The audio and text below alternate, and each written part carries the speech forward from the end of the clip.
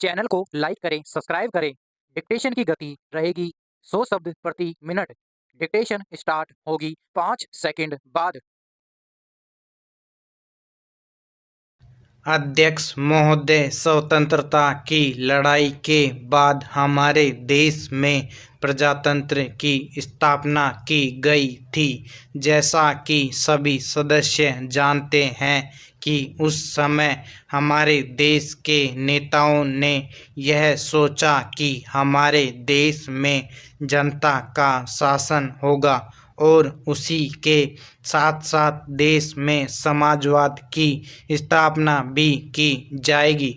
आज जब हम अपने उस बीते हुए समय की ओर देखते हैं तो लगता है कि हमारे उन नेताओं ने जो भी सोचा था उसे हम साकार नहीं कर पाए हैं। पिछले 50 वर्षों में इस देश में अनेक राष्ट्रीय पार्टियां शासन कर चुकी हैं। जनता बार बार शासन में परिवर्तन कर देश में एक लोकप्रिय सरकार बनाने की कोशिश करती है, किंतु जो भी शासन में परिवर्तन हुए हैं या इस देश की नीतियों में परिवर्तन किए जा रहे हैं, उसका देश की आम जनता को कोई लाभ नहीं मिल पाया है।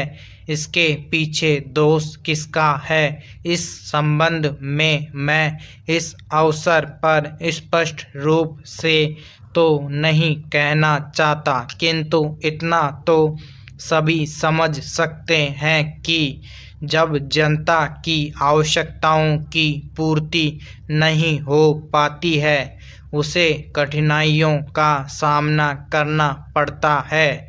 जब भी देश में अव्यवस्था फैलती है या कोई गलत नीति बनती है तो दोष सरकार को ही जाता है।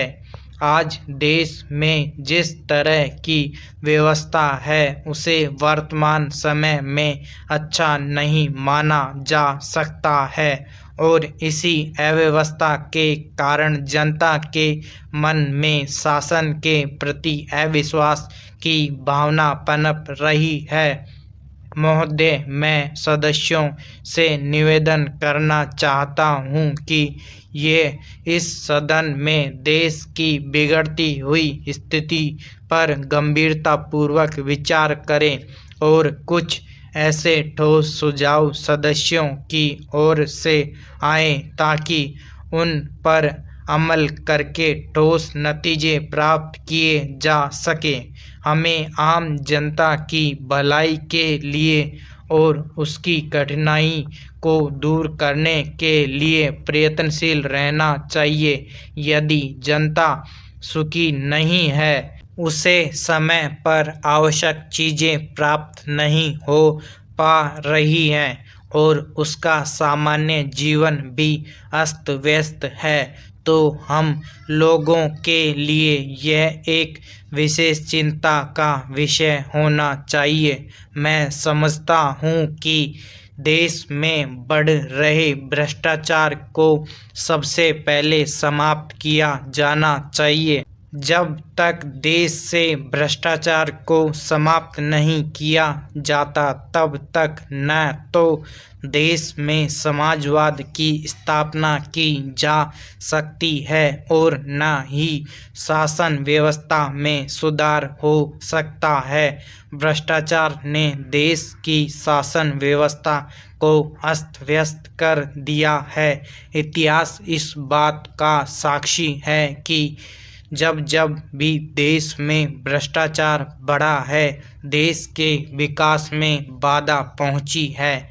यह ठीक है कि एक ही दिन में भ्रष्टाचार को दूर करना समय नहीं है, किंतु सरकार को उसको दूर करने के लिए कोई ठोस प्रयत्न तो करना ही चाहिए। मैं अध्यक्ष महोदय का इस बात के लिए भी हार्दिक आभार प्रकट करना चाहता हूं कि उन्होंने मुझे इस महत्वपूर्ण विषय पर विचार प्रकट करने का अवसर दिया है।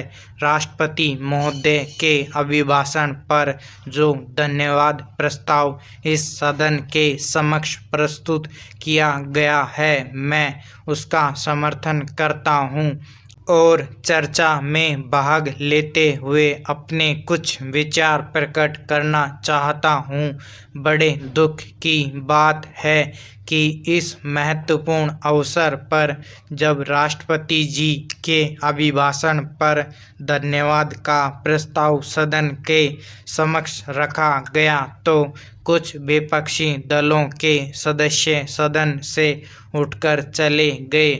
मैं यह मानता हूं कि देश की बिगड़ती हुई हालत को ध्यान में रखकर उन सदस्यों ने विरोध प्रकट किया है, किंतु विरोध प्रकट करने के और भी कई अन्य तरीके हो सकते हैं। वे अपनी बातों को सदन के समक्ष रख सकते थे, विरोध प्रकट कर सकते थे और फिर भी यदि वे चाहते तो सदन छोड़कर जा सकते थे। अभिभाषण में देश की एकता को बनाए रखने पर विशेष जोर दिया गया है। मैं समझता हूं कि यही सबसे महत्वपूर्ण प्रश्न है जिसकी तरफ सबका ध्यान जाना चाहिए। कुछ वर्षों से देखा जा रहा है कि देश के कई राज्यों में हिंसक आंदोलन चल रहे हैं, जिससे वहां की शांति व्यवस्था को खतरा हो गया है। आंदोलन चलाए जा सकते हैं, किंतु जब आंदोलन हिंसक हो जाते हैं, जनता को नुकसान पहुंचाने लगते हैं और देश की एकता के लिए खतरा बढ़ जाता है, तो फिर चिंता का होना स्वाभाविक ही है। राष्ट्रपति ने इस संबंध में जो विचार प्रकट किए हैं, मैं उनसे पूरी तरह से सहमत हूं और इस सदन में उपस्थित माननीय सदस्यों से भी निवेदन करना चाहता हूं कि वे इस महत्वपूर्ण विषय पर गंभीरतापूर्वक विचार करें और कुछ ऐसे ठोस सुझाव सदन के पटल पर रखें जिनको कार्यान्वित करने के बाद भविष्य में किसी भी राज्य में कोई हिंसक घटना न हो। महोदय, कुछ समय पहले असम राज्य में आंदोलन चला जिसने धीरे धीरे हिंसक रूप धारण किया।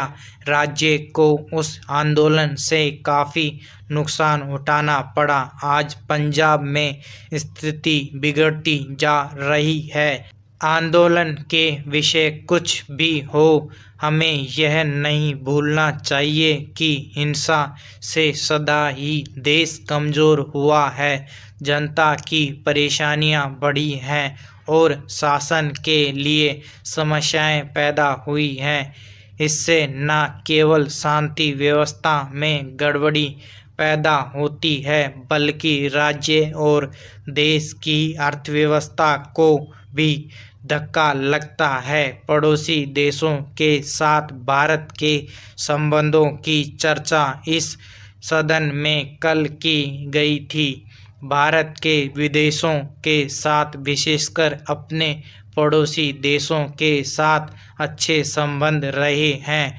हमारी सरकार हमेशा ही पड़ोसी देशों के साथ संबंध सुधारने का प्रयत्न करती रही है।